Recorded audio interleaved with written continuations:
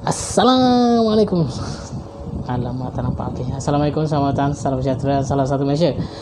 Terima kasih kerana sudi sub channel ni. Dan kepada mereka yang belum sub, sudi-sudilah sub.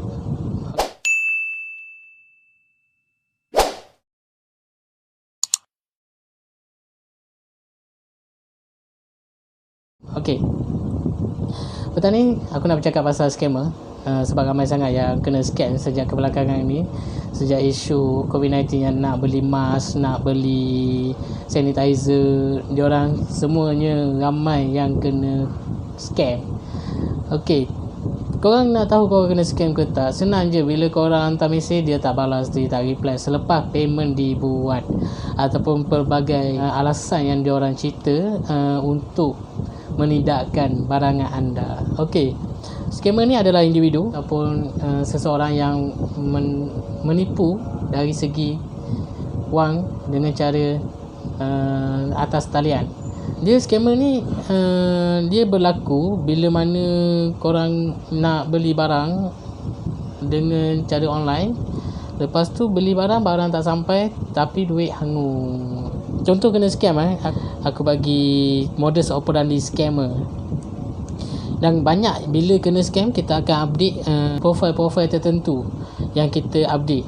Sebenarnya benda tu macam pada akulah, scammer ni dia jarang guna dia punya akaun sendiri. Dia akan guna third party ataupun orang lain punya profil untuk dia orang scam orang, sebab dia orang takkan guna akaun sendiri. So aku kat sini aku nak share modus operandi dia. Yang pertama, sebabnya korang tak tahu dengan siapa korang deal. Dia orang bagi IC pun dia orang belum tentu IC dia orang. Dia orang bagi profil pun belum tentu profil dia orang. Sebab tu aku nak benda ni dijelaskan dengan betul lah, supaya korang tak tersalah viral profil yang tak sepatutnya. Sebab scammer takkan guna akaun yang scammer betul lah.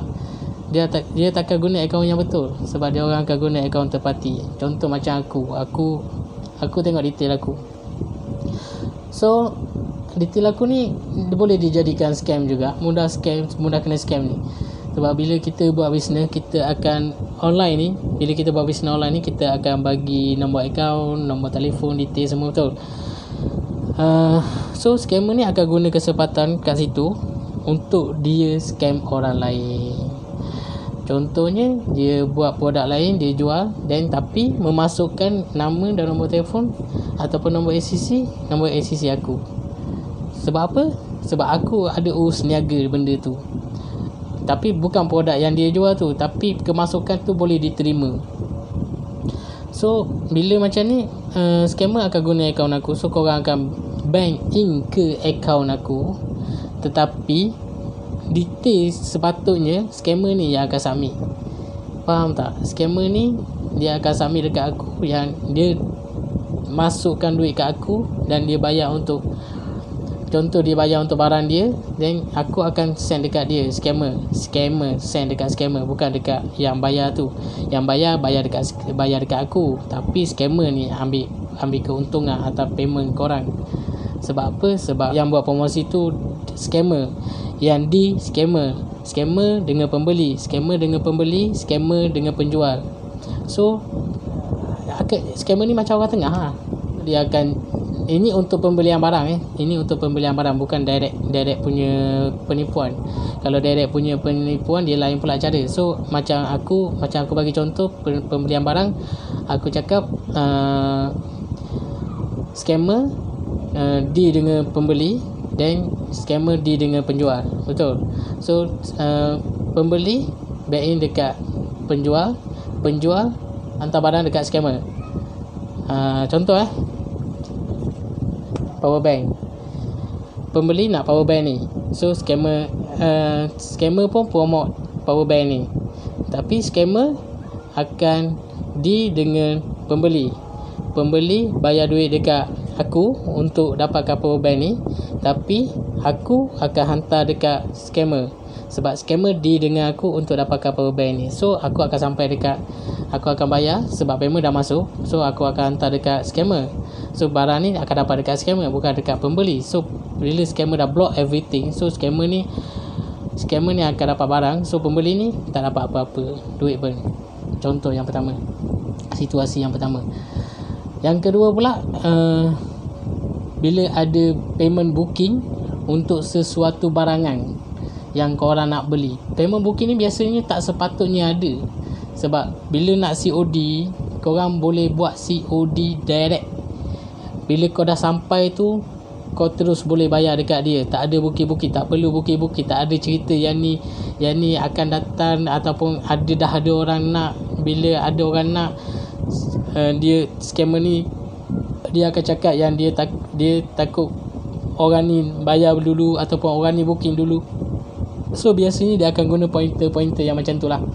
Dia orang akan cakap dengan alasan ataupun isu dia orang akan cakap yang barang ni ramai yang nak tapi tak banyak.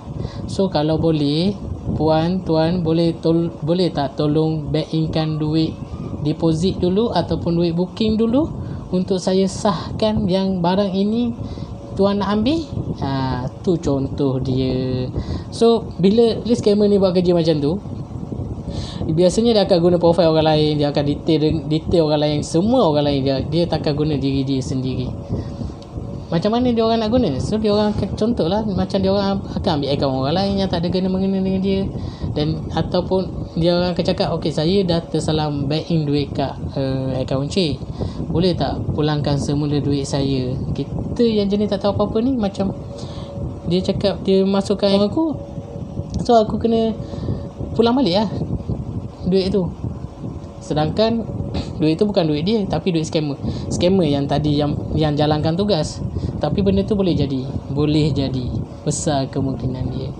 Ataupun akaun yang, contoh sekarang ni banyak akaun yang tak sepatutnya ada tapi ada. Faham tak? Akaun tak sepatutnya ada tapi ada. Sebenarnya benda tu digunakan untuk scammer. So aku nak minta tolong korang yang ada kat luar sana, tolong deal betul-betul. Tolong deal betul-betul dengan orang yang betul-betul kau nak. Jangan sebabkan barang tu tak dapat tak apa. Barang tu tak dapat tak apa. Janji duit kau tak lesap. Kau barang tak dapat, duit tak ada, duit kau lesap. Aku satu je lah, pastikan anda deal dengan orang yang betul. Kalau boleh COD, jumpa depan-depan, tak ada booking, tak ada apa-apa payment, tak perlu pun. Kalau online, make sure dia punya profile tu trusted. Kalau dia post guna FB, make sure FB dia tu aktif, aktif dan public, bukan friend only. Tak ada orang buat business friend only ataupun private, tak ada. Orang takkan buat business macam tu. Dia biasanya dia akan friend public, sebab business mana ada nak sorok-sorok, betul. Kalau macam kau tengok profile dia kejap bulan 5, kejap bulan 1, kejap bulan 12, itu fake account lah tu. Lepas tu gambar detail tak ada, ataupun aktiviti sosial dia orang pun tak ada update. So benda tu bukanlah, ataupun trusted, tak ada trusted. Dia orang tak ada trusted macam tu. Ajalah pesanan aku untuk hari ni. Cakap panjang pun macam aku tak boleh lah. Lebih daripada 5 minit aku jadi macam wow, panjangnya nak kena dengar. So aku harap dekat korang, nasihat aku, hati-hatilah dalam urus niaga online. Scam berkali-kali, bukan baru. Sebab tu aku tahu modus operandi tu. Melalui pelaburan dia pun satu jenis. Bila dia cakap high risk high return, pelaburan tu senang je. Kalau dia cakap pasal forex, dia akan cakap high risk high return. Kau bagi duit aku 100,000, kau tak perlu monitor pun duit tu, dan aku akan cakap duit tu dah burn sebab dah hangus. Benda tu pelaburan paling senang kena scam. Detail tak ada, apa tak ada, hitam putih tak ada, surat tak ada, apa benda tak ada. Kalau kau nak main forex, belajar main forex. Yang lain-lain tu korang kena lebih berhati-hati dalam membuat pemilihan ataupun urus niaga online. Sebab kita tak tahu bila masa kita nak kena scam, bila masa duit kita nak burn, kita tak tahu. Tapi bila benda tu dah jadi, kita buntu, kita tak tahu apa-apa, kita tak boleh buat apa-apa. Sebab biasanya pembeli akan gunakan duit yang dia ada, itu sahaja duit untuk membeli sesuatu benda tu. Itulah kesilapan yang kita selalu buat. Kita tak ada simpanan, tapi kita sibuk nak beli barang, lepas tu kena scam, lepas tu berhutang. Yang sepatutnya bayar tak jadi bayar, tak boleh nak bayar. So itulah sedikit sebanyak pesanan aku pasal scammer ni. Harap korang teruslah support urus niaga online, sebab benda tu mudah, window shopping saja. Tapi deal dengan orang yang boleh dipercayai. So itu sajalah. Assalamualaikum warahmatullahi wabarakatuh. Subscribe, share, like.